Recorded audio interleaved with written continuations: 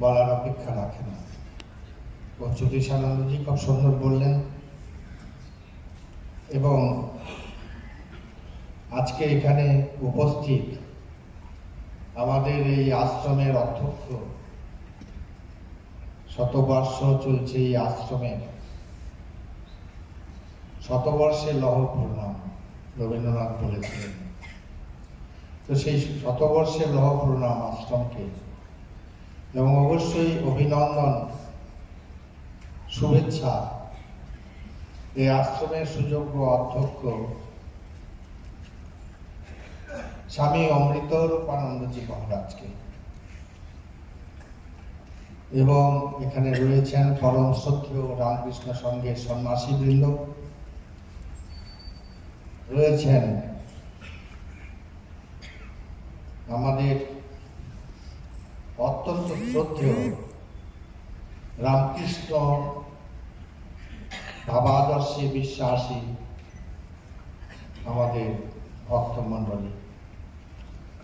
আজকে আপনারা শুনলেন অচ্যুতানন্দজির কথা। এই মুহূর্তে খুব সুন্দর বললেন, আগেই বলেছি। আজকের বিষয় আপনারা জানেন যে মা, আমাদের মা, তিনি সংঘজননী, রামকৃষ্ণ সংঘের তিনি জননী, তিনি অভিভাবিকা।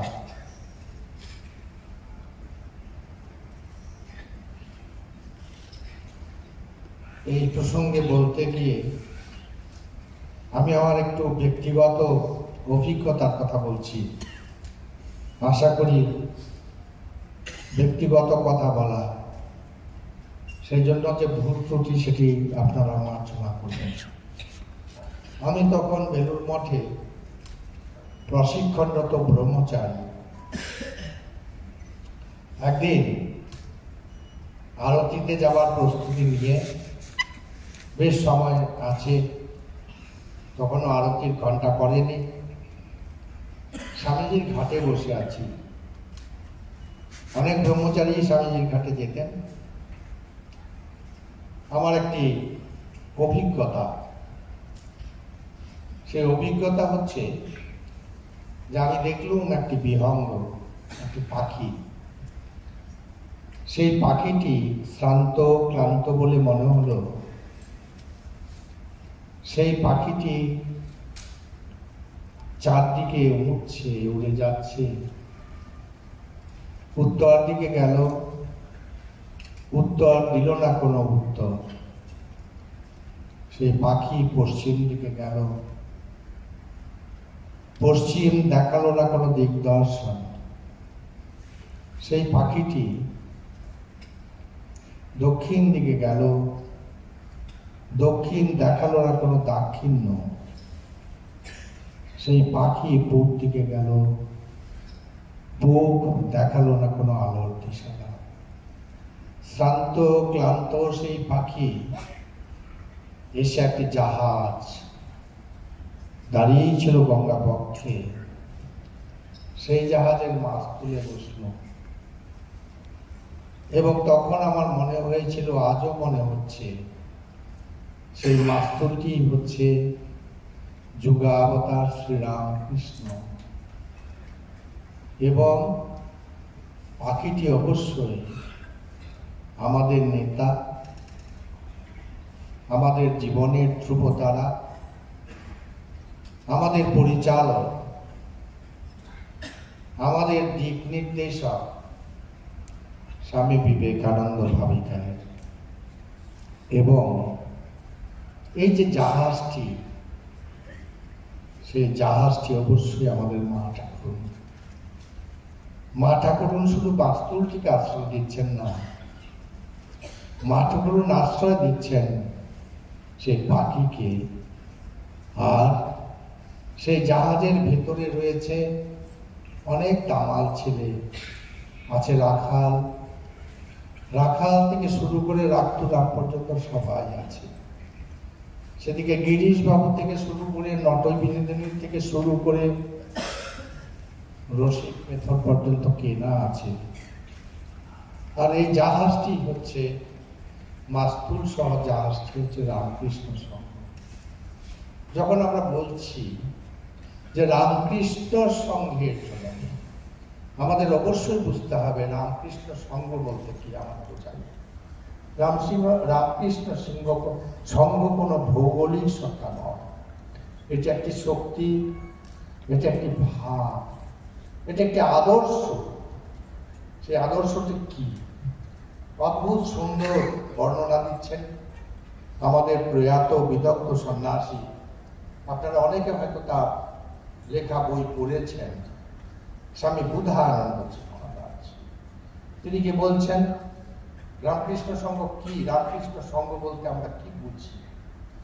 অদ্ভুত সুন্দর তার অনবদ্য লিখনীতে তিনি বলছেন যে কুসংস্কারাচ্ছন্ন সংকীর্ণ ধর্মকরণে, আমি উদ্ধৃতি দিচ্ছি,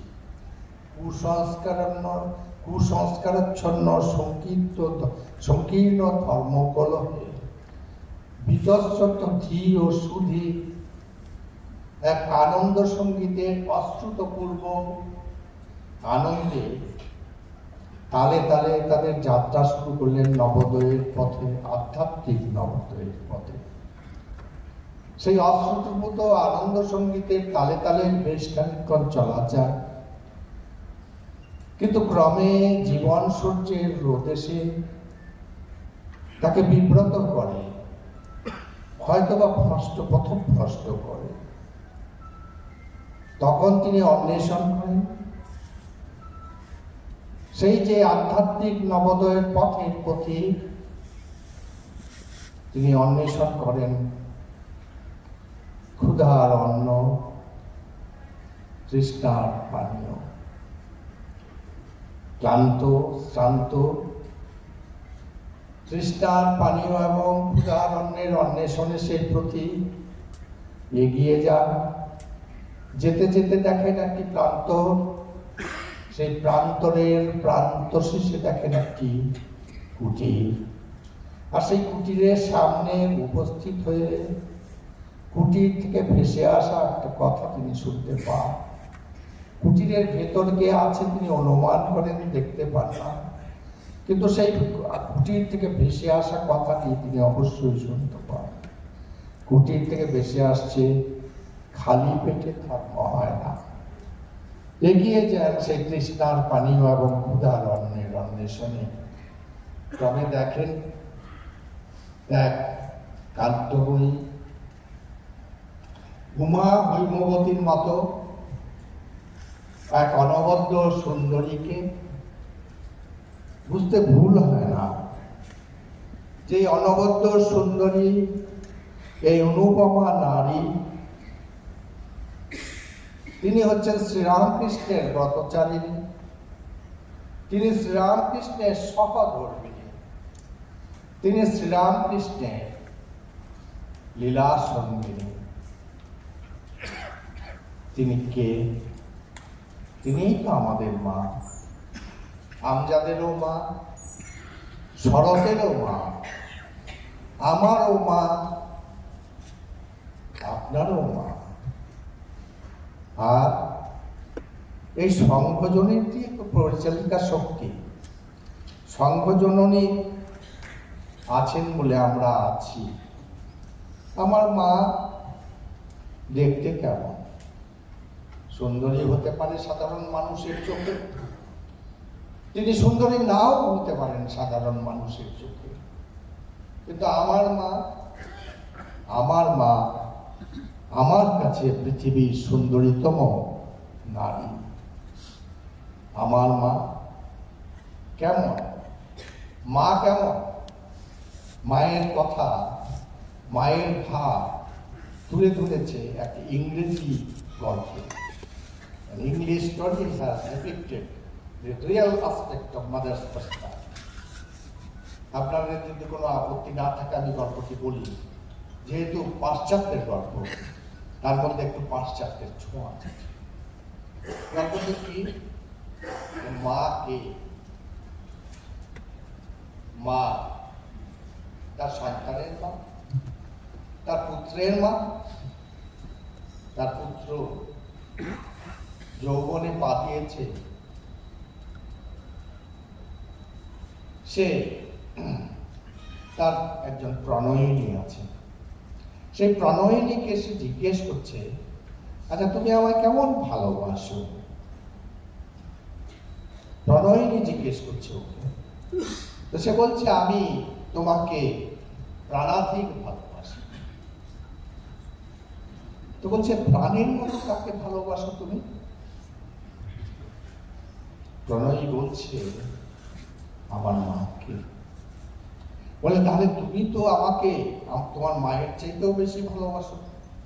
বলো, তাহলে তুমি কি পারবে এই মুহূর্তে তোমার মায়ের হৃদয়টি নিয়ে এসে আমাকে দিতে?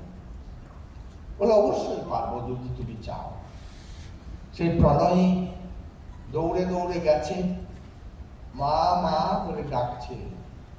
মা উত্তর দিচ্ছেন, বাবা এসো, বসো, খাবে। রান্নাঘরে মা রান্না করছেন। পেছন থেকে সেই ছেলেটি মাকে হত্যা করলো। হত্যা করে মায়ের হৃদয়খানে নিয়ে তার হাতে রেখে সে ঊর্ধ্বশ্বাসে দৌড়ে যাচ্ছে তার প্রণয়িনীর কাছে। লাগলো সেই যে মায়ের হৃদয় সেই প্রণয়ীকে, তার সন্তানকে, তার পুত্রকে বলছে, বাবা চোট লাগেনি তো? ব্যথা পাওনি তো? এই হচ্ছেন মা। মায়ের হৃদয় সে নিয়ে গেল, কিন্তু সেই হৃদয় সন্তান যখন চোট পাচ্ছে জিজ্ঞেস করছে, তুমি ব্যথা পাওনি তো? চোট লাগেনি তো? মা তিনি আর কিছু চান না, তিনি কিছুই চান না। তিনি শুধু আমাদের ভালোবাসতে চান, আমাদের রক্ষা করতে চান, আমাদের শাসন কখনো কখনো করেন আমাদের ভালোর জন্য। এবং শুধু তাই নয়, আমাদের লালন করেন, পালন করেন, এবং আমরা পূর্ণ মনুষ্যত্বে প্রতিষ্ঠিত হই, সেটি চান। এহেন যে মা, সেই অনুপমা নারী, তিনি কি করছেন? শ্রীরামকৃষ্ণের পথচারী তিনি কি করছেন? তিনি বলছেন, বাবা এসো, বসো, খাবে। তিনি শ্রীরামকৃষ্ণের মতো বলছেন না খালি পেটে ধর্ম হয় না। তিনি আসন পেতে দিয়েছেন, সেখানে তার ছেলে খাবে।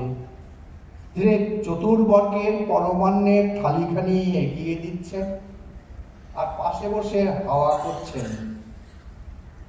ধীরে ধীরে বলছেন, বাবা ঠাকুরই সব, তিনি পুরুষ, তিনি প্রকৃতি, তাকে ডাকলেই হবে। এবং তার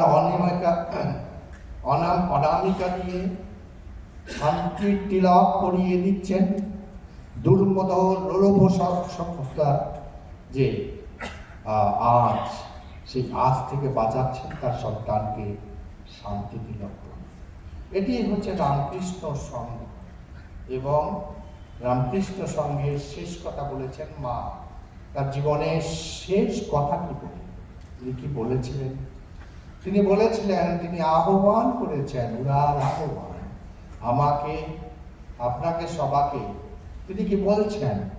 যদি শান্তি চাও, অপরের দোষ দেখবে না, নিজের দোষ দেখবে। অপরের দোষ কে না দেখতে পারে, কে দেখতে না পারে, এই প্রশ্ন। যারা তো অন্ধ লোক কোনো অপরের দোষ দেখবে না। আপনার চোখ উপরে দিলে আপনি অপরের দোষ দেখবেন না, তা নয়।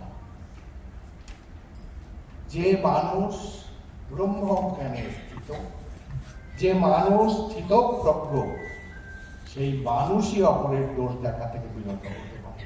তাই মায়ের চিরন্তন আহ্বান, ঈশ্বর একমাত্র তোমায় শান্তি দিতে পারে। তুমি এমন একটা অবস্থায় উত্তোলিত হও বাবা, মা, যেখানে তুমি অপরের দোষ দেখবার মতো মন তোমার নেই। তোমার মন এনলাইটেড, আলোকিত। তোমার মন ব্রহ্মবিদ, ব্রহ্মৈব ভবতি, ব্রহ্মবিদ আপনতি পরম। সেই অবস্থায় গিয়ে পৌঁছেছে, তবেই তুমি অপরের দোষ দেখতে পাবে। মা সারদা নীরবে নিভৃতে ঠাকুরজিটি বললেন কুটি ঘরের ছাদের থেকে। মা সারদা নীরবে নিভৃতে, কোনো উপাচার তাতে নেই, কোনো হই হল্লা তাতে নেই। তিনি বললেন, আমাদের জীবনের শ্রেষ্ঠ উদ্দেশ্য শাশ্বত বাণী, যে বাণী রামকৃষ্ণ সংঘের বাণী, যে কথা রামকৃষ্ণ সংঘের মূল কথা, সেটি কি? বাবা, আত্মজ্ঞানে প্রতিষ্ঠিত। যদি আত্মজ্ঞানে প্রতিষ্ঠিত কেউ হয়, তবেই তার পক্ষে সম্ভব অপরের দোষ না দেখা। আর কি বললেন? এটি হচ্ছে বুধানন্দজির সংজ্ঞা রামকৃষ্ণ সংঘ। এখন মায়ের সম্পর্কে আমরা বলি, মায়ের সম্পর্কে খানিকটা অবশ্যই আমরা আচ্ছা হয়ে যাই। আপনারা জানেন যে, সবাই জানে, সারা পৃথিবীর সবাই জানে যে কিছুদিন আগে আমাদের পশ্চিমবঙ্গে কলকাতায় একটি অত্যন্ত দুর্ভাগ্যজনক ঘটনা ঘটে। একজন রাজনীতি তিনি বলতে চাইলেন একজন নারী সম্পর্কে যে তিনি হচ্ছেন সারদা মায়ের অবতার। আমি আপত্তি করেছিলাম, লাখো লাখো লোক আমাকে রেসপন্ড করেছে, ইতিবাচক রেসপন্স সারা পৃথিবী থেকে। তখন গতি না দেখে আমাকে পশ্চিমবঙ্গের মুখ্যমন্ত্রী বলেছিলেন ফোন করে, কি বলেছিলেন? বলেছিলেন ও যাবে, আপনার কাছে ক্ষমা চাইবে, একটু চা খাবে আর বসে আপনার কাছে ক্ষমা চাইবে। আমি বললাম, না, সে কখনো হতে পারে না। যে আমার মাকে অপমান করে, যে আমার মাকে সামান্য কারণে অথবা যে কোনো কারণে ডেনিগ্রেট করে, এই কথাটি আমি বলেছিলাম, ডেনিগ্রেট করে, তার সঙ্গে আমি চাও খাবো না। আর তিনি এসে যদি আমি সেই কথায় আমার মা আমার কাছে শ্রেষ্ঠতম নারী, আর সেখানে কোনো রকম আপোষ চলতে পারে না। তো স্বাভাবিকভাবে এই মা এত প্রিয়, আপনার মা, আমার মা, সবার হৃদয়ের অন্তঃস্থলে রয়েছে সেই মা, এবং অবগুণ্ঠিতা মা আমরা বলি। তো অবগুণ্ঠিতাই হন আর অবগুণ্ঠিতা নাই হন, কিন্তু তার উনি হচ্ছেন আমাদের মা। সবচাইতে প্রিয় মানুষ, সবচাইতে প্রিয় দেবতা, সবচাইতে প্রিয় দেবী আমার জীবনে হচ্ছেন আমার মা। এবং সেই আমার মা, সে আমার মাকে বলতে গিয়ে অস্পষ্ট হয়ে যায়। যাকে আমরা ভালোবাসি, যাকে আমরা পুজো করি, যাকে আমরা শ্রদ্ধা করি, তাকে কোনো সময়ই আমরা বর্ণনা করতে পারি না। বর্ণনা করতে গিয়ে খানিকটা আমরা অস্পষ্ট হয়ে যাই। তথাপি মা বিস্ময়, মায়ের বিস্ময়। তো বিস্ময় হলেও সাধারণ মানুষ যতই বামন হোক, কিন্তু বামন হয়েও চাঁদকে স্পর্শ করবার একটি বাসনা, একটি ইচ্ছা থাকে। তাই আমাদেরও এই যে নিখিল মাতৃত্বের প্রতীক মা সারদা দেবী, তিনি জগন মাতা, তিনি সর্বদেব দেবী স্বরূপ, তিনি সেই মাকেও জানবার, মায়ের সম্পর্কে বলবার, আপন মনের মাধুরী বিষয়ে মায়ের সম্পর্কে বলবার একটা আকর্ষণ, একটি আগ্রহ, একটি ব্যাকুলতা আমাদের সবার ভেতরে থাকে। তাই অস্পষ্ট হলেও আমরা বলতে চাই, যেমন স্বামী বিবেকানন্দ বলেছেন, had there been another Vivekananda, he could have understood what this Vivekananda has done. তথাপি আমরা বিবেকানন্দের সম্পর্কে হাজারো ভাষায়, হাজারো ভাবে বলতে চেষ্টা করি সেই বিবেকানন্দের সম্পর্কে, যে বিবেকানন্দকে আমি দেখেছি, আমি বুঝেছি। তো মা সংঘ জননী, এই হচ্ছে আমাদের সংঘ। আর তার জন্য কি করে হবে? আমার মনে আছে যে বিধানবাবু একবার বিধানচন্দ্র রায় পশ্চিমবঙ্গের প্রথম মুখ্যমন্ত্রী, তিনি এসেছিলেন বেলুর মঠে, শ্রীরামকৃষ্ণের কাছে গেলেন, কিন্তু যখন মায়ের কাছে নিয়ে গেলেন মাধবানন্দ, তখন বিধানবাবু বিরক্ত হয়ে বললেন, আচ্ছা এনাকে না হয় আপনারা ভগবান করেছেন, এনাকে ভগবতী করে দিলেন কি করে? তো মাধবানন্দ যখন শরৎ মহারাজের কথাটা বললেন, যে শরৎ মহারাজকে এই প্রশ্ন করা হয়েছিল, শরৎ মহারাজ বলেছিলেন ঈশ্বরের অবতার, অবতার বরিষ্ঠ শ্রী রামকৃষ্ণ, আর তিনি কি একটা খুঁটে কুড়ুনির মেয়েকে বিয়ে করেছিলেন? শরৎ মহারাজের সেই কথা বিধানবাবুকে তিনি বলেছিলেন। তাই তো আমাদের মা এত সাধারণ, বোঝবার উপায় নেই। লাটু মহারাজের সঙ্গে ধুতি বেলতেন, ওর সঙ্গে লাটু মহারাজ ধুতি বেলতেন।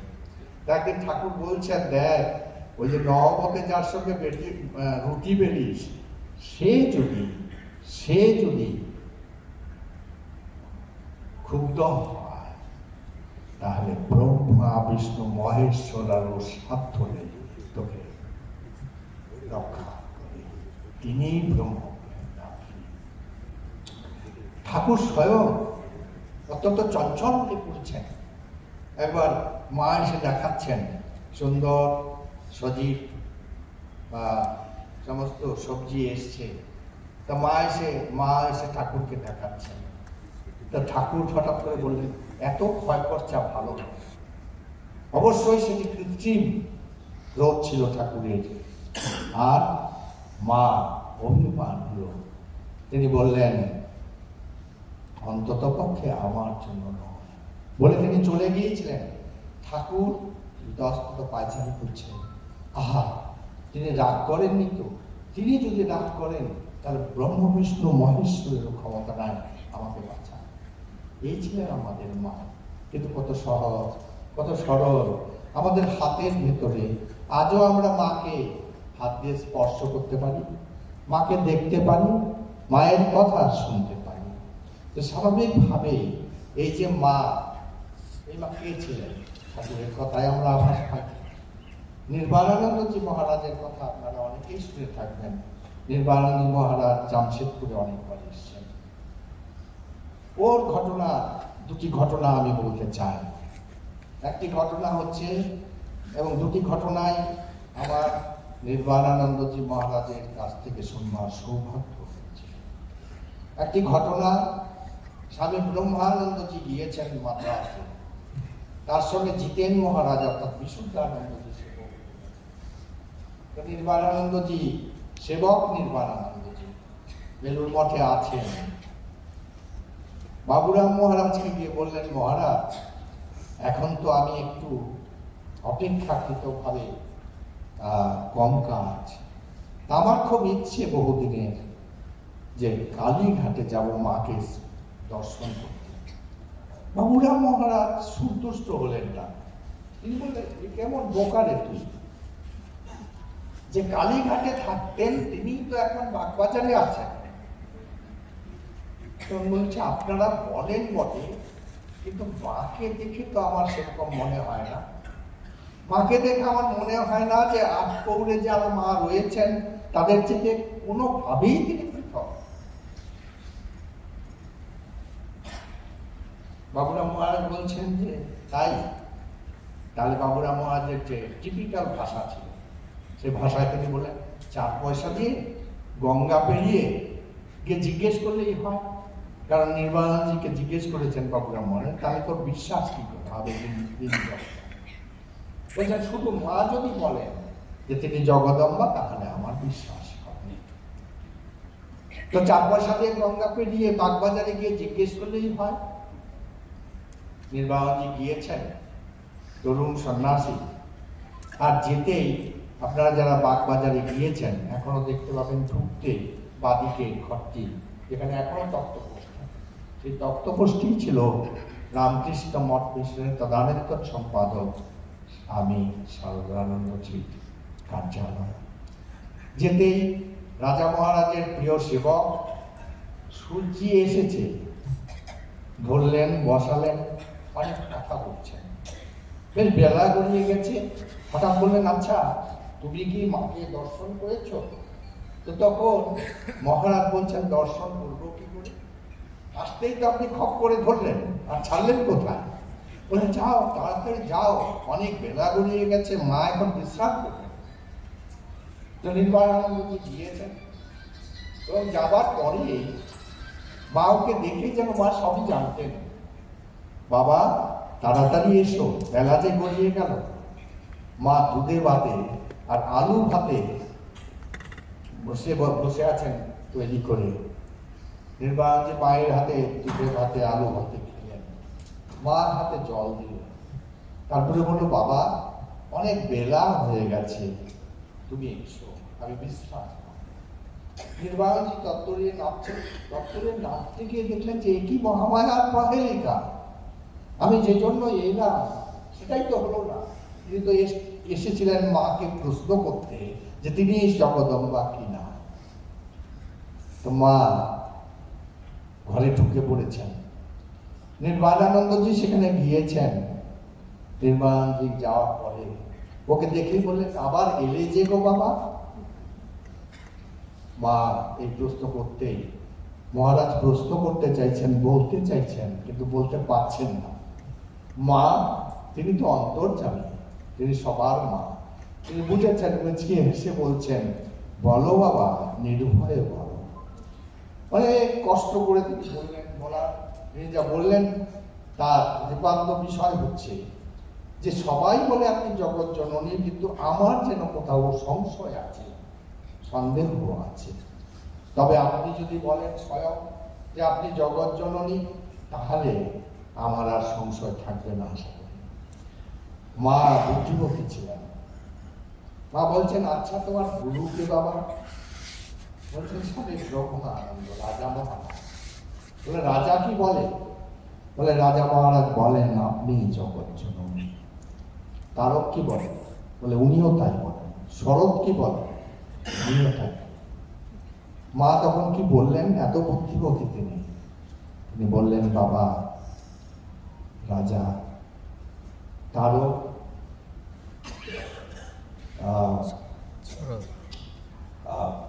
শরৎ এরা ব্রহ্মজ্ঞানী পুরুষ সত্য সংকল্প হয়, অসত্য তাদের মুখ থেকে কখনো বেরোয় না। এই হলেন আমাদের মা। আমরা দেখতে পাই আরেকটি ঘটনা, মা বসে আছেন, স্বামী দয়ানন্দ যে বিমল মহারাজ, সেই বিমল মহারাজ পুজো করতেন মায়ের ঘরে। একদিন বিমল মহারাজ ব্রহ্মচারী বিমল, তিনি পুজো করে বেরোচ্ছেন, মা কৃপা করে তাকে ডাকছেন, একে বলছেন বিমল। এ ঠাকুরের ফটো দেখে বলছেন ও, আর ভবতারিণীর ফটো দেখে বলছেন এ। জেনে রাখবে তিনি এক, কখনো সন্দেহ। এই হচ্ছেন আমাদের মা। তিনি জগৎ জননী, তিনি রাজেশ্বরী। আমরা যেখানেই থাকি, যে অবস্থায় থাকি, তিনি আমাদের মা। আর সেই মাই হলেন শেষ পর্যন্ত সংকটে। আমরা দেখতে পাই ঠাকুরের কাছে মা কখনো বলেছিলেন, ইঙ্গিতে বলেছিলেন, ইঙ্গিতে আহ্বান দিয়েছিলেন যে তার সন্তান হলো না, এই দুঃখ প্রত্যেক মাই চান যে তার সন্তান হবে, সেই সন্তান মাকে মা বলে ডাকবে। কিন্তু এই ক্ষেত্রে দেখা গেল মায়ের সন্তান। ঠাকুর কি বলেছিলেন? ঠাকুর একদিন বললেন, দেখো এক অচিনপুরে গিয়েছিলুম, সাদা চামড়ার লোক, এরা সব আসবে এখানে। এবং এও বললেন মা ডাক শুনে তোমার কান ঝালাপালা। যারা রামকৃষ্ণ সঙ্গের ইতিহাস এবং ইতিবৃত্ত জানেন, তারা জানেন যে ঠাকুরের কথা কত সত্য হয়েছিল। এবং সর্বোপরি আমরা কি দেখতে পাই? আমরা দেখতে পাই কুশলী শিল্পীর মতো মা বলছেন ঠাকুরকে। কি বলছেন? কুশলী শিল্পীর মতো মা বলছেন যে দেখো তোমার মহাসমাধির পরে আমি কি করব, কোথায় থাকবো? ঠাকুর প্রসঙ্গান্তরে একদিন বলছেন যে আমি আর কি করেছি, তোমায় দেখতে হবে, তোমাকে দেখতেই হবে। বলছেন আমি মেয়ে মানুষ, আমি কি করবো? না, আমি আর কি করেছি, তোমাকে অনেক কিছু করতে হবে। আমরা মায়ের জীবন দেখি, মা হচ্ছেন প্রথম লীলা সঙ্গিনী, যিনি অবতারের পরে অবতারের কাজ করলেন। আমরা যদি মায়ের জীবন দেখি, তাহলে মা সর্বতোভাবে এই রামকৃষ্ণ সংঘের জন্ম দিলেন। তাই তো আমরা দেখতে পাই, যখন রামকৃষ্ণ সংঘ হলো 1886 খ্রিস্টাব্দই বলুন, 24শে ডিসেম্বরের কথা, অথবা 1897 খ্রিস্টাব্দের 1 মে কথা, তো ভাবগঙ্গা, রামকৃষ্ণ ভাবগঙ্গার দুটি মুখ, সেই দুটি মুখ হচ্ছে একটি রামকৃষ্ণ মঠ এবং রামকৃষ্ণ মিশন। এখানেই রামকৃষ্ণ সংঘ। আর সেখানে আমরা কি দেখতে পাচ্ছি, মা বোধগয়াতে যাচ্ছেন, শঙ্কর মঠের সাধুরা কত ভালো আছে, আমাদের ঠাকুরের নামে যারা এসছে তারা কত তপস্যা করছে। মা বলছেন, ঠাকুর তুমি কথা দাও, ঠাকুর তোমার নামে যারা আসবেন তাদের মোটা ভাত, মোটা কাপড়ের জন্য কোনো অভাব যেন না হয়।